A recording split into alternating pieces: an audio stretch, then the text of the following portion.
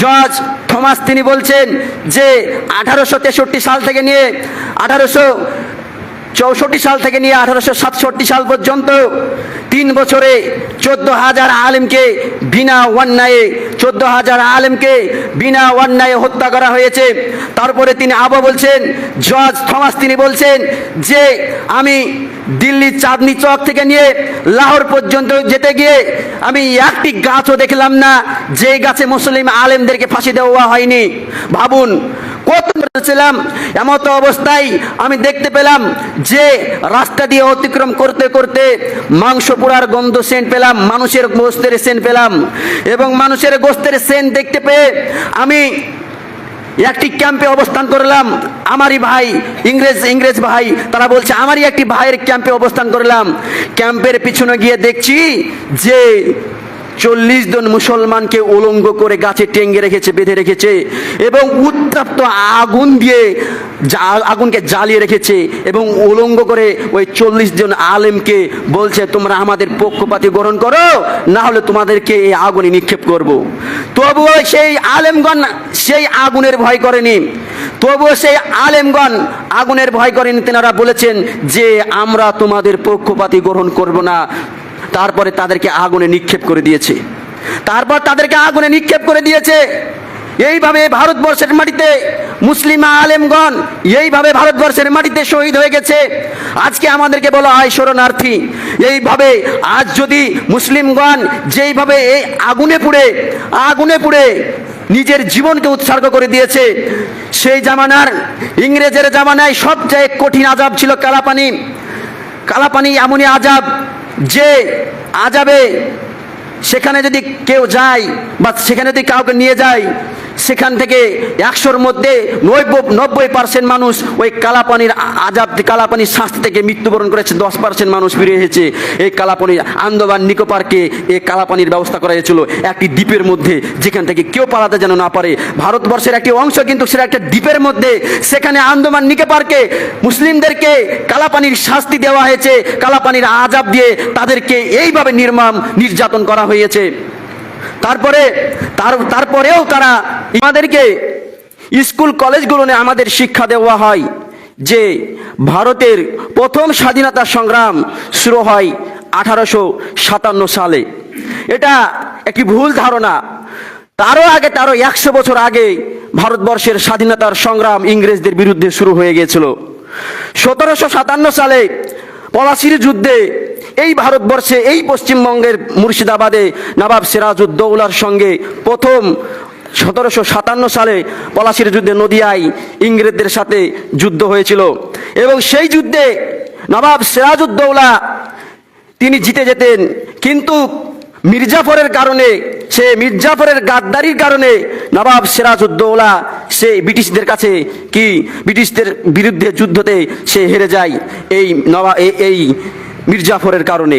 মির্জাফর যদি গাদ্দারি না করতো তাহলে তখনই ব্রিটিশদেরকে হারিয়ে এই ভারতবর্ষকে ত্যাগ করাতো, কিন্তু এই ব্রিটিশদের গাদ্দারির কারণে নবাব সিরাজউদ্দৌলাকে শাহাদাত বরণ করতে হয়েছে, হত্যা হতে হয়েছে।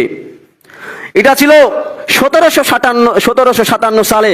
তারপর দিল্লির বাদশাহ টিপু সুলতান, সকলের নাম জানেন, যার নাম শুনে ইংরেজদের ভয়ে থরথর করে অন্তর কেঁপে উঠত। যার নাম শুনে ইংরেজদের ভয়ে থরথরে জান কেঁপে উঠত, তার নাম হলো টিপু সুলতান। তিনি 1799 খ্রিস্টাব্দে ইংরেজদের বিরুদ্ধে মহিষী সিংহ তিনি যুদ্ধ করেন, যাকে ইংরেজদের বিরুদ্ধে বলা হতো যে সিংহ। ইংরেজরা তাকে এত পরিমাণে ভয় করত যে তার সামনে যাওয়ার সাহস পেত না। তাকে চক্রান্ত করে, তাকে পরিকল্পনাভাবে, তাকে গাদ্দারি করে তাকে সেই যুদ্ধে হার মানিয়েছে, এবং সেই যুদ্ধে তাকে হত্যা করেছে।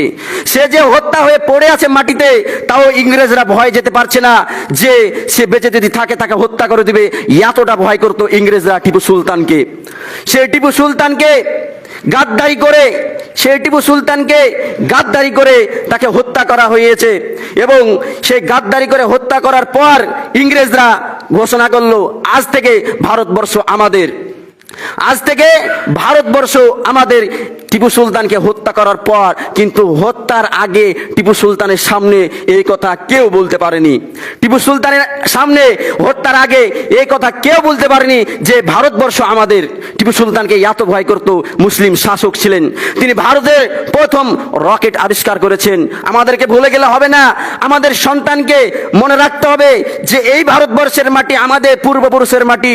এই ভারতবর্ষকে স্বাধীন করার জন্য আমাদের পূর্বপুরুষগণ তেনারা রক্ত বইয়ে দিয়েছেন। আজকে যদি আমাদেরকে বলা হয় শরণার্থী, আজকে যদি আমাদেরকে বলা হয় এই ভারতে আমাদের অস্তিত্ব নেই, তাহলে আমাদেরকে এই ইতিহাসগুলো তুলে ধরতে হবে। আমাদের সন্তানকে এই ইতিহাস জানাতে হবে যে আমাদের পূর্বপুরুষ তারা এই ভারতবর্ষের জন্য নিজের জীবনকে বলিদান করে দিয়েছে। তেনারা রক্তের ভয় করেনি। তেনারা এই ভারতবর্ষকে স্বাধীন করার উদ্দেশ্যে, একটাই উদ্দেশ্য যে স্বাধীন করার উদ্দেশ্যে ইংরেজদের বিরুদ্ধে যুদ্ধ করে এই ভারতবর্ষ স্বাধীন করেছে। তারপরে 1803 খ্রিস্টাব্দে শাহ আব্দুল আজিজ, ভারতবর্ষের প্রখ্যাত আলেম, দেওবন্দের প্রখ্যাত আলেম, তিনি শাহ আব্দুল আজিজ, তিনার বংশধর সকলেই বড় বড় আলেমগণ ছিলেন। তিনার বংশ সকলেই বড় বড় আলেম ছিলেন। তিনি 1803 খ্রিস্টাব্দে তিনি ফতোয়া দেন যে ইংরেজদের বিরুদ্ধে জিহাদ করতে হবে। এইরকম ফতোয়া দেন লিখিতভাবে এইরকম ফতোয়া দেন যে ইংরেজদের বিরুদ্ধে জিহাদ করতে হবে।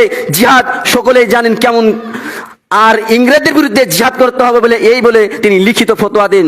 আপনি ভারতবর্ষের এমন কোনো ধর্মশালায় বা মুসলিম ব্যতীত ভারতবর্ষের এমন কোনো ধর্মগ্রন্থে দেখতে পাবেন না যে গীতা, রামায়ণ, মহাভারত যত আছে, বেদ, যত গীতা, যত ভারতবর্ষের মুসলিম বাতে যত ধর্মের গ্রন্থ আছে, ধর্মের পণ্ডিত আছে, আপনি একজনকেও দেখতে পাবেন না যে ইংরেজদের বিরুদ্ধে ফতোয়া দিয়েছে, ইংরেজদের বিরুদ্ধে কথা বলেছে, যে ধর্মগুরুরা ইংরেজদের বিরুদ্ধে ফতোয়া দিয়েছে যে ইংরেজদের বিরুদ্ধে লড়াই করতে হবে। একমাত্র এই মুসলিম জাতির বড় আলেম শাহ আব্দুল আজিজ তিনি এই ফতোয়া দিলেন। এই ফতোয়ার দীক্ষিতে সারা ভারতবর্ষের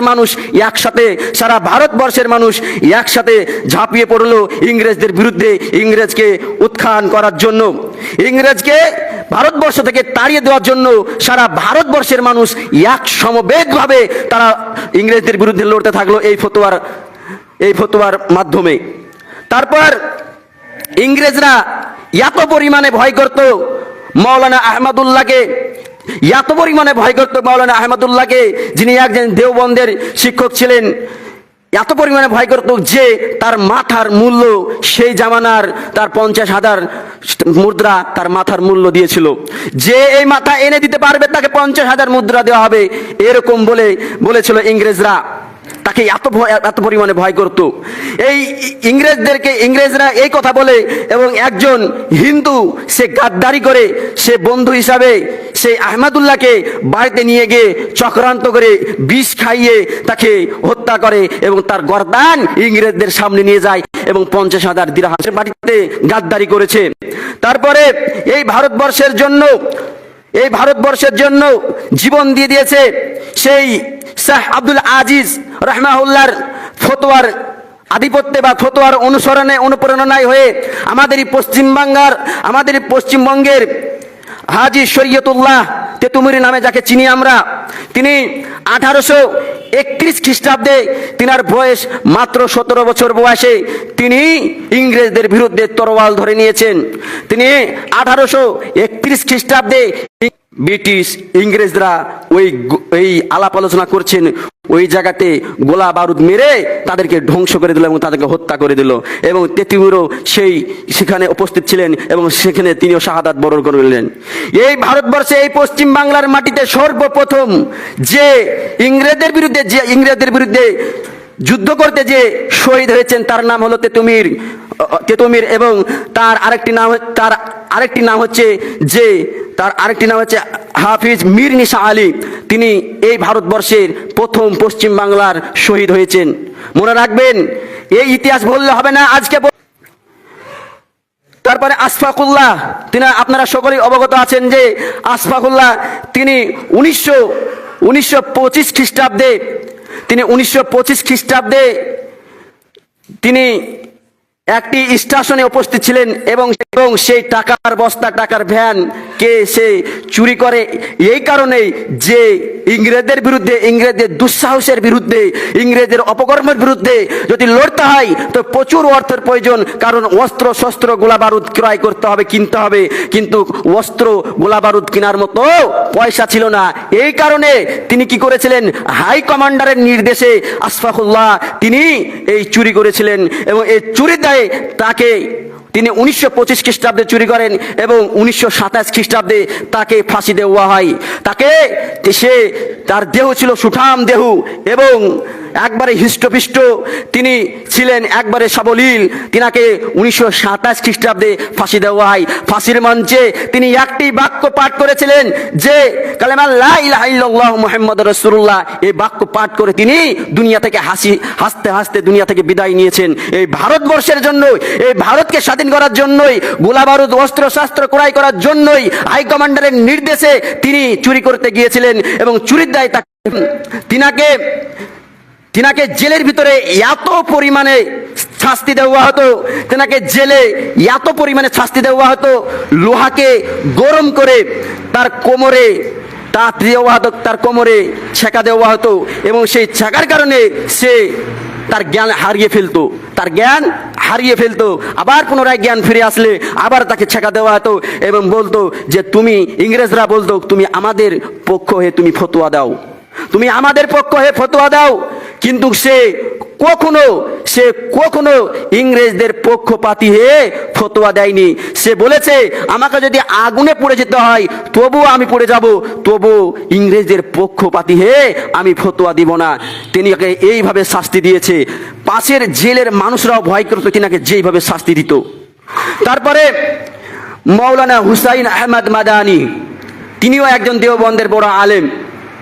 হুসাইন আহমদ মাদানীকে যখন কোর্টে উপস্থিত করা হয় তখন জজ সাহেব তাকে বলে যে হে হুসাইন আহমদ মাদানী, তুমি যে আমাদের বিরুদ্ধে ফতোয়া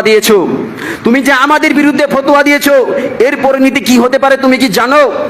জজ সাহেব বলছে হুসাইন আহমদ মাদানীকে, জজ সাহেব বলছে, আর হুসাইন আহমদ মাদানী তিনি বলছেন সর্বোচ্চ শাস্তি হলো মৃত্যু, আর আমি মৃত্যুকে ভয় পাই না। তিনি সর্ব অবস্থায় কাঁধে একটি সাদা রুমাল নিয়ে ঘুরে বেড়াতো। তিনি সব সময় কাঁধে একটি সাদা রুমাল নিয়ে ঘুরে বেড়াতো। জজ সাহেবকে এই রুমাল দেখিয়ে বলছে, এই রুমাল দেখতে পাচ্ছেন, এই রুমালটাকে আমি মনে করি কাফুন। তাই কাফুন যে ব্যক্তি সঙ্গে নিয়ে বেড়ায় সে ব্যক্তি কখনো মৃত্যুকে ভয় পায় না। তিনি এইভাবে বলছেন যে কাফুন যে ব্যক্তি নিয়ে বেড়ায় সঙ্গে সে ব্যক্তি কখনো মৃত্যুকে ভয় পায় না। এইভাবে জজ সাহেবকে বললেন। এই রুমালের দ্বারাতে আন্দোলন শুরু হয়েছিল, রেশমি আন্দোলন, বালাকোটের আন্দোলন। এই রেশমি আন্দোলনে ভারতবর্ষের সমস্ত শ্রেণীর আলেমরা তেনারা যোগ দিয়েছিলেন এই রেশমি আন্দোলনের মাধ্যমে এবং এই রেশমি আন্দোলনে চিঠি লিখে অন্য দেশের মানুষকে, অন্য দেশের রাজা বাদশাকে চিঠি করত এই কারণে যে তারা যেন সহযোগিতা করে ইংরেজকে ভারতবর্ষ থেকে বিতাড়িত করার জন্য। ভারতবর্ষ থেকে ইংরেজকে বিতাড়িত করার জন্য তিনি চিঠি লিখতেন। 1857 সালে সিপাহী বিদ্রোহের দ্বারাই ভারতবর্ষের মুসলিমদেরকে 27,000 মুসলিমকে নির্মমভাবে হত্যা করা হয়েছে।